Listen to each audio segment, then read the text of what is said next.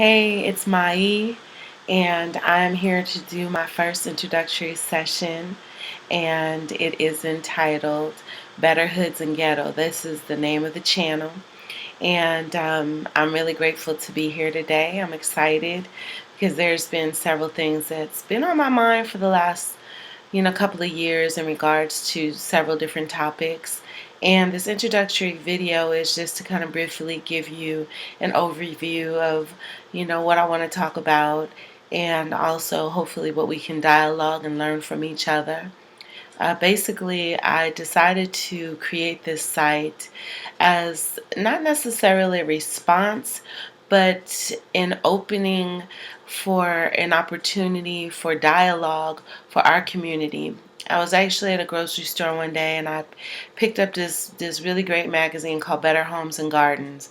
And I just thought it was really beautiful how they had these beautiful homes and the gardens and how it was, just really uniquely decorated and the fluency that is created in that particular environment. And I find that in hoods and in ghettos, there's a lot of beauty, there's a lot of fluency, and there's just so many talented, educated, beautiful people with so much creativity. And I want to speak on it. And I really feel that I'm one of those people. So, hey, here I am. So, one of the main things that I wanted to touch on first is that I will be focused on creativity, spirituality, education. I want to speak on health, mental health. We could talk about food. We could talk about finances. There's so many different things that I feel that each segment should be able to bring to light some things. I currently am a graduate student, and as a graduate student, I am in counseling psychology. Most people that are in the field of psychology or in the field of helping, they usually, the coin term is wounded healers is what most people are called that are in this field.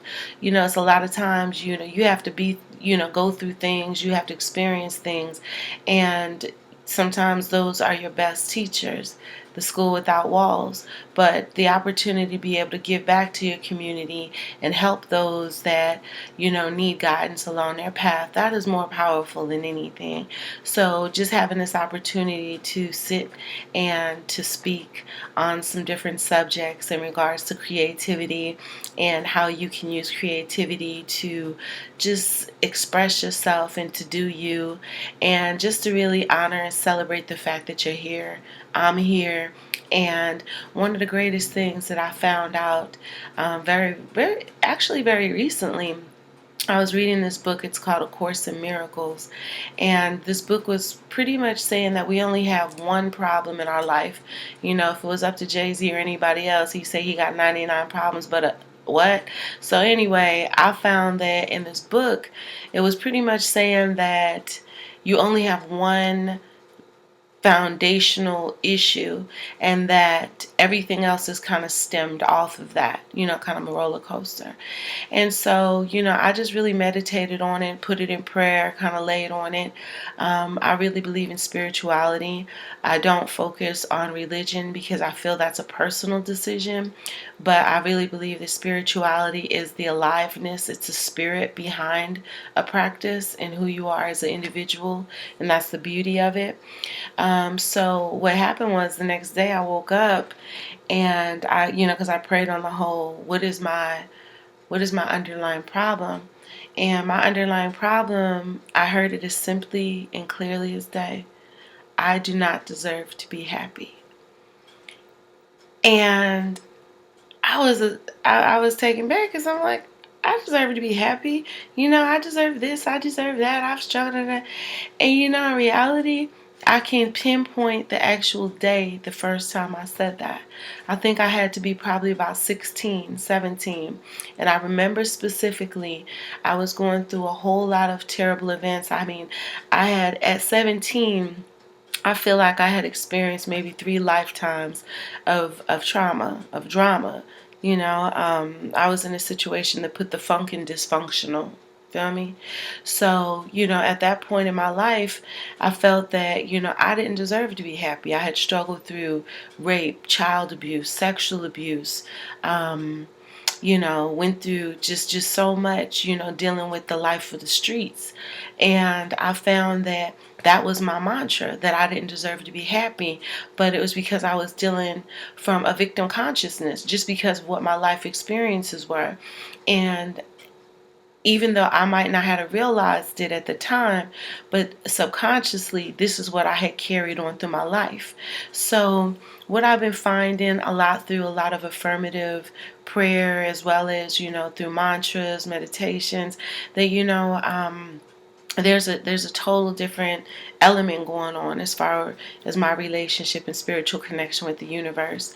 And so basically anything that we touch on in this channel is going to be based on spirituality. It'll be nothing to do with religion unless you bring it up. I will not go there. But just always trying to be better at who I am. And I was listening to, one of this really great inspirational spiritual speaker. My son calls him the Black Einstein of the soul, and his name is Michael Bernard Beckwith. And I just found it fascinating that a particular mantra they have is like, today is the greatest day of my life. Today I have the opportunity to uniquely express the divine in a way that only I can. And that is powerful in itself, because it's like, I'm present, I'm here, I'm gonna have a great day. Nobody can do me like I can do me. So I just think that that's really major, to just to know that you deserve to be happy. You're here for a purpose. And no matter if you're in the hood, if you're in the ghetto, if where you at, nobody can do you like you can. So I want to definitely speak on that. So again, I want to go over creativity, just talking about the different blocks that we go through that, just can keep us from doing what we love. Usually they say when you're about 10 years old, you're the firmest and you know what you want to do. You have these great dreams and aspirations of, where you want to go, what's going on. Then we can talk about relationships, as well as the relationship with ourselves, because that's really the truth. A lot of times what we could put out and what we ask for in a mate is usually a lot of things will mirror from a lot of issues that we might have.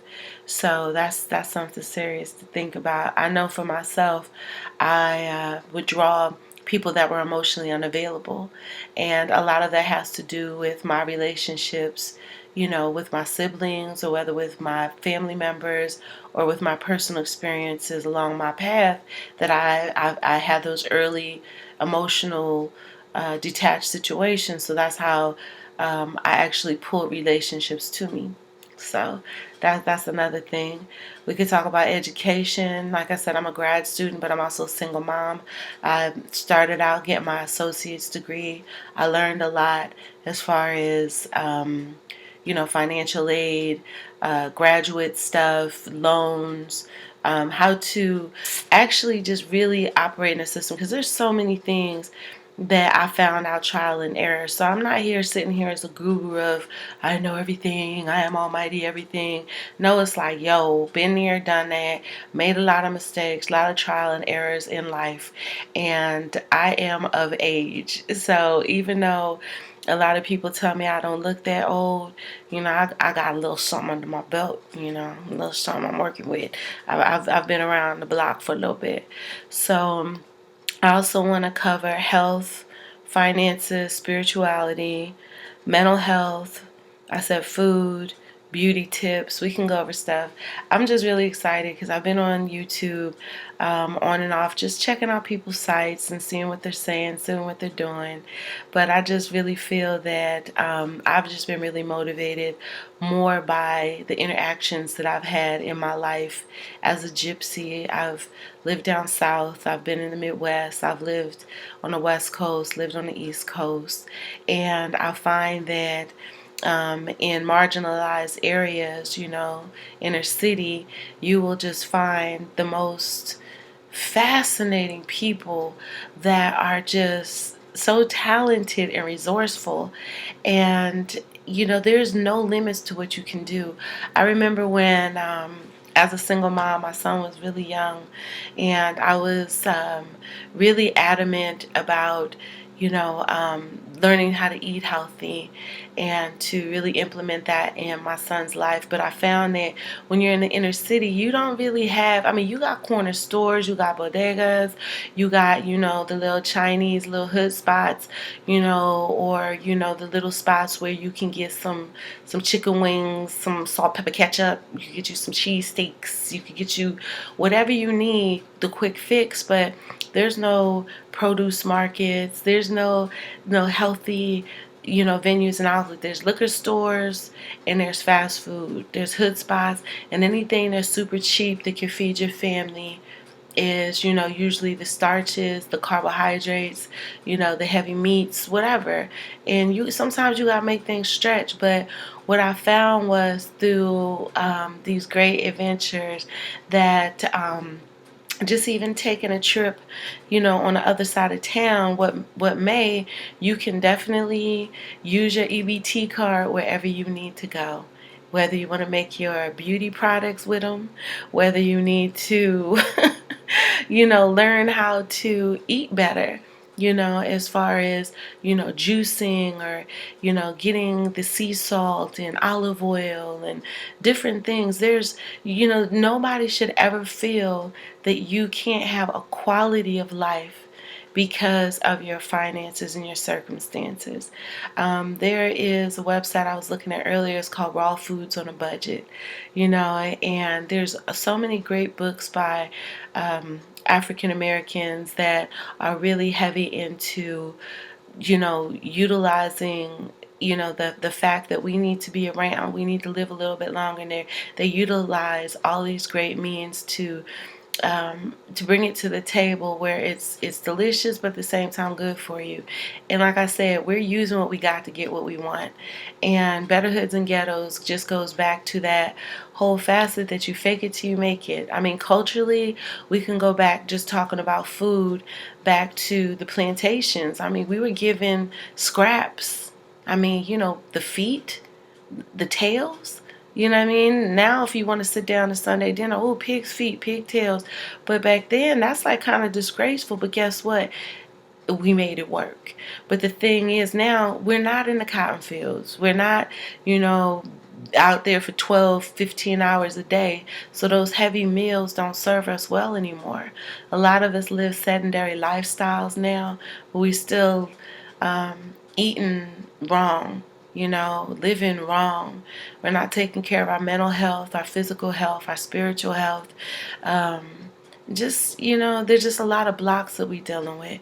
So I just really want to be here as an advocate, as a cheerleader for every avenue that you can see yourself as well as myself moving forward.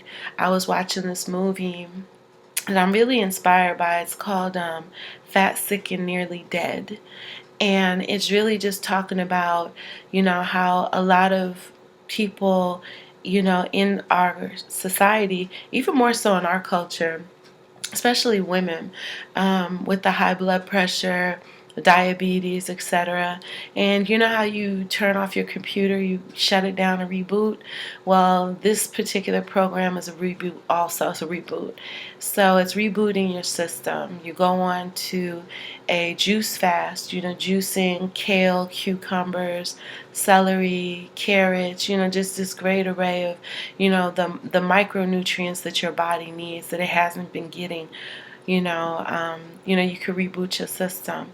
So, I'm really interested in doing something for myself. So, just to be able to be obligated to myself, as well as to also be responsible for bringing that to the table, is really powerful. So I'm really looking forward to going over these great topics with everyone, and welcome to Better Hoods and Ghetto. And I really, really look forward to doing many more videos and doing things from the home or out in the streets and seeing what everybody's up to. And I just wanted to say namaste. I hope you have a great day. And if you come to this page, man, just leave positive comments, because if not, I'm telling you, it's not going down like that. So